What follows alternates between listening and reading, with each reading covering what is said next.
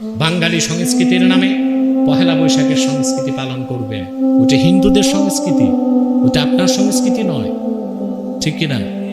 আসতেছে রমজান মাসে পহেলা বৈশাখ, দুইটা জিনিস, একটি শেয়ার আর একটি শেয়ারে কম।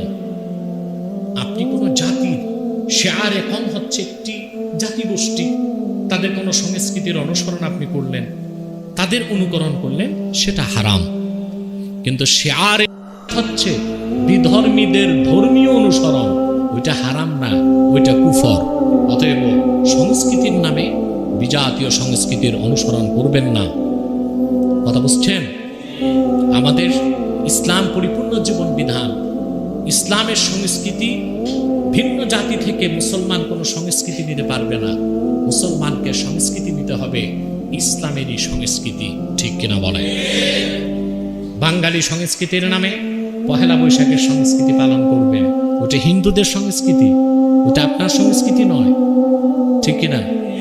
আসতেছে রমজান মাসে পহেলা বৈশাখ, সাবধান থাকবেন। কোনো অবস্থাতেই রমজান ছাড়াও এইরকম গর্হিত অপরাধ, যেখানে গুনাহের কাজ, রমজানে যদি এইরকম সংস্কৃতি মানার নামে হিন্দু সংস্কৃতি মানেন, আপনি কঠিন গুনাহগার হয়ে যাবেন।